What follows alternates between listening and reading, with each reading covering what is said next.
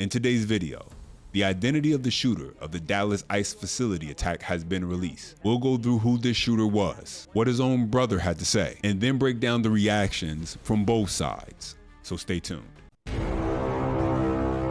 And here now is our first look, your first look at the shooter in the Dallas ICE shooting this morning, 29-year-old Joshua Yan. And you're looking at a previous mugshot of the suspected shooter who, 29 years old today, shot and killed himself after police say he did the shooting, which affected 3 detainees at the ICE facility in Dallas, 2 of which are dead. 1 is now in critical condition. But we now know investigators are combing through a home on Fairview. Even though this shooting took place in Dallas, they now have their sights set in Collin County. Yeah, they're in the community of Fairview. The blue pickup truck that you see and lots of shrubs and big trees. The home behind that truck is the home that now they have a search warrant for, and they are executing it. And Hannah, a term that law enforcement uses is that they're going to flip that house. And that, go through everything. Like you said, cast that wide net. Yes, they're flipping that house, every drawer, first his room, but then beyond his room, the house itself. If there's a garage, if there's a shed, if there's access to an attic, they're going to go every place in that house, every nook and cranny, looking for anything. Are there computers, iPads, anything, any kind of electronic device? They're going to take those if they're connected to him. They're going to take those. They might very well take a family computer. But whatever they think might give them clues, might yield information, might reveal motive, plan, other people who may have known, they're going to take all of that. By now, they know if this man, this 29-year-old, had any kind of social media account. And so here's what we do know about the Dallas ICE facility shooter as of right now. The gunman is identified as the 29-year-old Joshua John. 2 people died and 1 was wounded, according to the reports. And John was found dead on the nearby rooftop from self-inflicted gunshot wounds. John fired indiscriminately at the ICE building as well as at the van in the Saley port where the victims were shot, the Department of Homeland Security said. And there was writing on the bullets with one reading anti-ICE, according to the FBI. And that's that photo. And as you can see right there. Have you ever had a moment that changed your life? One accident, one employer who doesn't care, one hospital bill you couldn't pay. That's how quick life can change. And when it does, you realize something fast. The big companies, the insurance giants, they don't care about you. They've got teams of lawyers whose only job is to protect their bottom line. But who's protecting you? There's a reason why it feels like traffic always jams when you're running late. Just like there's a reason Morgan & Morgan is America's largest injury law firm. For over 35 years, Morgan & Morgan has fought for the people, not the powerful. With 1,000 plus attorneys and more than 100 offices nationwide, they've recovered over $25 billion for more than 500,000 clients just like you. Whether you're a 41-year-old family man in Florida, struck by a driver who ran a red light, Morgan & Morgan secured a $9.3 million verdict. Or a father and Little League coach who suffered lasting injuries in a car crash, Morgan & Morgan secured a $6.1 million verdict. When you hire them, it's like hiring a legal army that has your back. Starting a claim is simple. You can get started right now from your phone. No hassle. You can click the link in the description or scan the QR code on the screen to see if you have a claim. Their fee is free unless they win. Because when life changes in an instant, you deserve a law firm that's ready to fight for you. And then you had the brother who spoke to NBC News, and he said that he didn't think that his brother was politically interested. He wasn't interested in politics on either side as far as I knew. He's quoted as saying, he didn't have strong feelings about ICE as far as he knew. Now, the brother does go on to mention, and I think this is pretty relevant, thinking about how things end up escalating. Once we learn more information, maybe this will be a piece to the puzzle. He mentions that the brother knew how to shoot and their parents owned a rifle, but that Joshua was not a skilled shooter. He's quoted by saying he's not a marksman. He would not be able to make any shots like that. And so as of right now, we don't know if the shooter was tied to any kind of liberal extremist movement. More information will come out, but if it does turn out to be true and something he was hiding from his brother, from his parents even, it's not a good look for the Democrats, especially when you line up what's happened over the past 3 weeks: the Charlie Kirk assassination, the chaos in Chicago with the ICE protests, and now a shooting at an ICE facility. That's a pattern the party doesn't want to attach his name to. Just look at what's happening in California, where you have Governor Gavin Newsom, who just signed legislation banning ICE agents from wearing masks in California. Big news here for those interested in recent ICE raids. Governor Newsom signed a package of bills today in Los Angeles to restrict the Trump administration's ICE crackdown. Among the bills, a ban on law enforcement wearing masks during the raids. Eyewitness News reporter Tim Caputo has more, including what else now faces restrictions. In what Governor Gavin Newsom calls direct pushback to the Trump administration today, the governor signed a number of bills that will immediately prevent immigration agents from targeting schools and hospitals and eventually restrict those agents from wearing masks. We have the right to stand up and push back. Governor Newsom standing up to immigration agents by signing several laws to protect school kids and hospital patients from raids. The new laws prevent immigration officers from entering schools or hospital emergency rooms without a judicial warrant. Another requires notification of parents, students, and staff about ICE operations on campus. In Los Angeles, these new laws only bolster the work that's already been done. We taught everyone their rights. We sent families home with family preparedness packets. The changes, which go into effect immediately, are a stark reminder of the political battle being waged, a state government checking the feds. All of this legislative resistance is to protect Angelenos from our own federal government. That is profound. The big announcement was teased with a post from Governor Newsom about the Secretary of Homeland Security. He wrote, "Kristi Noem is going to have a bad day today. You're welcome, America." But acting U.S. Attorney Bill Assaly quick to respond and report Newsom, posting, "We have zero tolerance for direct or implicit threats against government officials. I've referred this matter to Secret Service and requested a full threat assessment." The governor later clarified. Well, I think the actions we asserted today, the laws that we just advanced today, run in complete contrast to what she's asserting and what she's pushing. The final law signed today may be the most eye-opening, taking the masks off these federal agents. Immigration officers will have to show their faces and have an identifiable name or badge number if they want to conduct operations in California. Federal operations have been conducted for decades and decades without masks. It's never been necessary. It's a new construct conceived to terrorize our diverse communities. California will be the first to force agents to take off their masks, and the governor believes our state won't be the last. The future happens here first, where America's coming to traction. It's a point of pride and responsibility. We have to do more. We have to do better. Now, should federal agents have proper ID and be able to identify themselves? In my opinion, yes. But Gavin Newsom, instead of actually cooperating with the federal government in order to remove illegal immigrants, he's doubling down on the opposite approach while offering sanctuary and shelter and tying the very hands of the agents tasked with enforcement. I don't know if Governor Newsom got the memo. He might be too busy looking to find new ways to protect people who have entered this country illegally. But assaults on ICE agents are up 1,000%. And that's according to the acting ICE director. And you mentioned the threats that you feel are being directed toward your agents. Talk to me about that. What's the environment in general? You know, I've never seen anything like this in my law enforcement career. I've never seen threats on law enforcement, specifically ICE, increase the way it is. You know, we're up over 1,000% assaults on officers right now.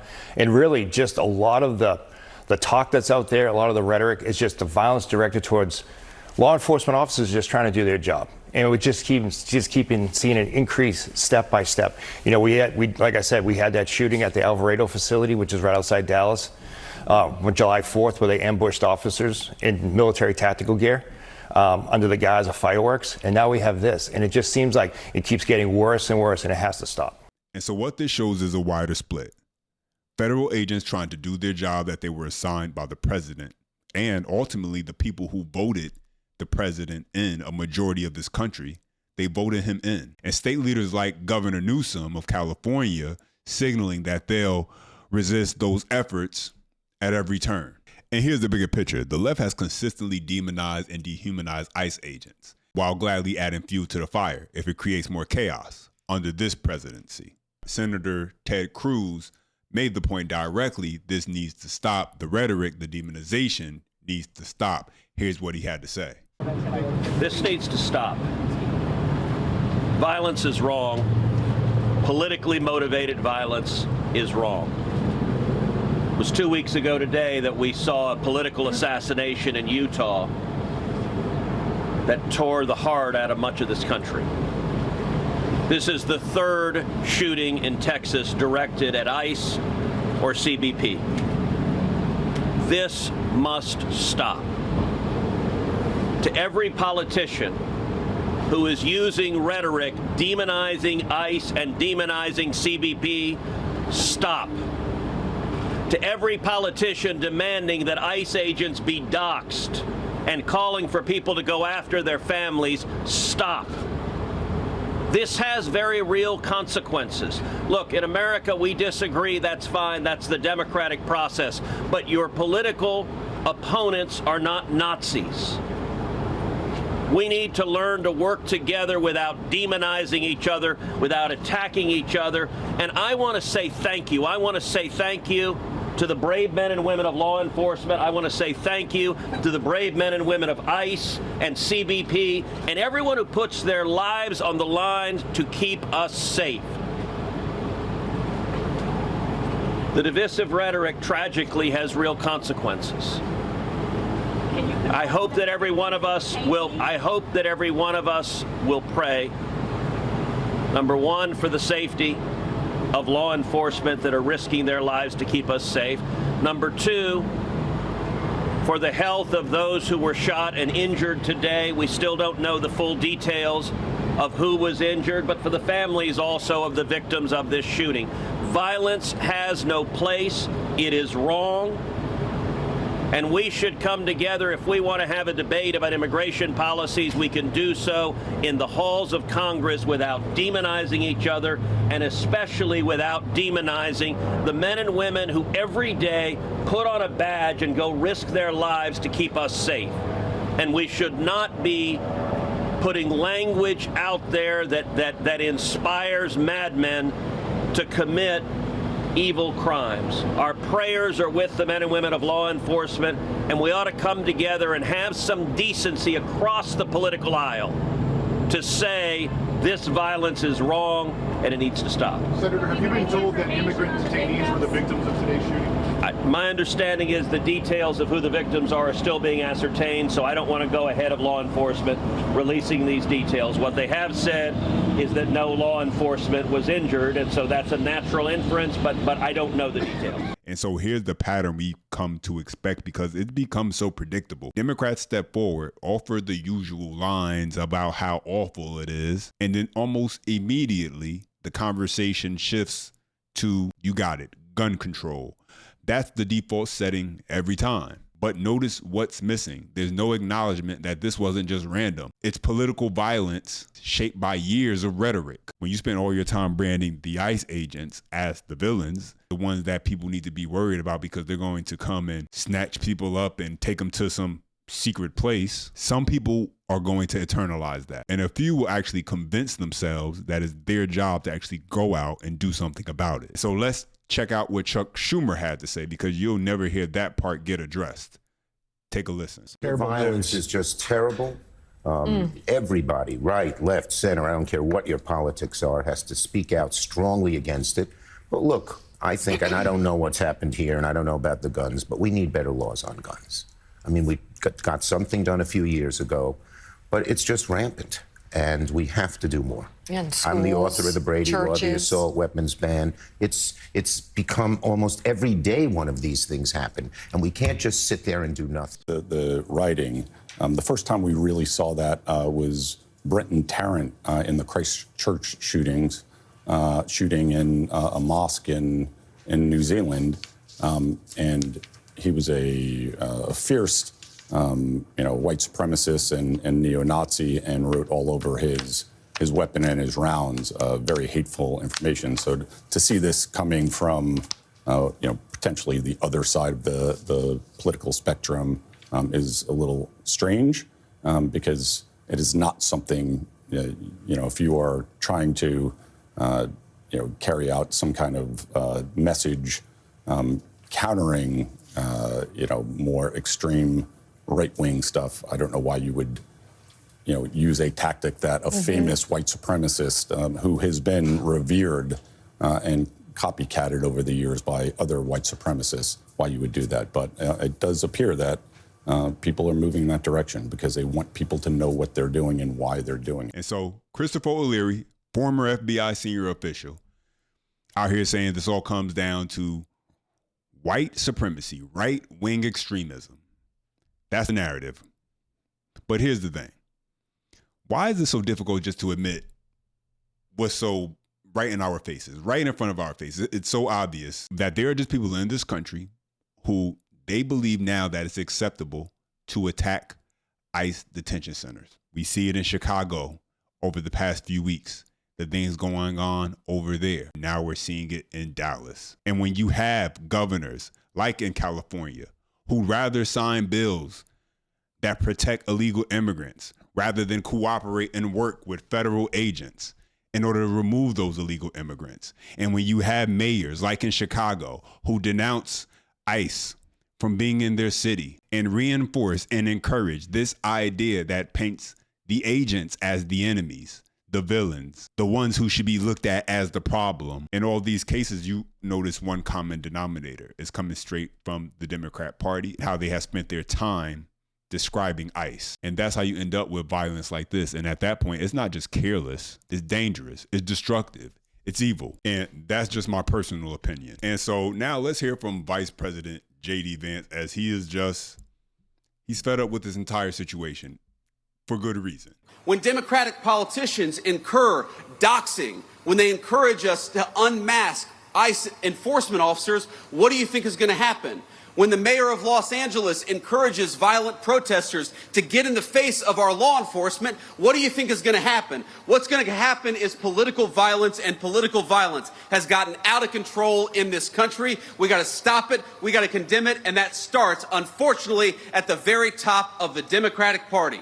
If you want to stop political violence, stop attacking our law enforcement as the Gestapo. If you want to stop political violence, stop telling your supporters that everybody who disagrees with you is a Nazi. If you want to stop political violence, look in the mirror. That's the way that we stop political violence in this country, and we've got to do it. You demonize agents, you brand them as Nazis, you frame them as the enemy, and eventually some people are going to take that rhetoric and turn it into action. But let's go ahead and jump into what the Dallas mayor had to say. Former Democrat, he actually switched to the Republican Party. Check out what he had to say in the wave of this crisis. There's a lot going on right now in our country. A lot of it's confusing. It's a scary time. I've got children. I've got 3 young children, and I'm here to tell you that it is challenging to explain to them what's going on in our country right now. But I said before, and I'll say it again, I believe in the power of prayer to change things, and it can change the hearts of people. It can change this country. It can change the city. So please pray for everyone who's affected by today's tragedy. And so after everything we've heard, at the end of the day, ICE agents are federal officers doing their jobs, and no amount of slogans or spin changes that fact. The more their work gets politicized, the more dangerous these situations become. But as always, I want to hear back from you. Do you think this attack was the result of the rhetoric that's been put out there from the left, or is there something else, something deeper driving these kind of incidents? Drop your thoughts and comments down below. You know, I appreciate every time you guys take the time to tune in. As always, you enjoy any part of the content, smash the like button for more. Subscribe to the channel. And as always, until next time.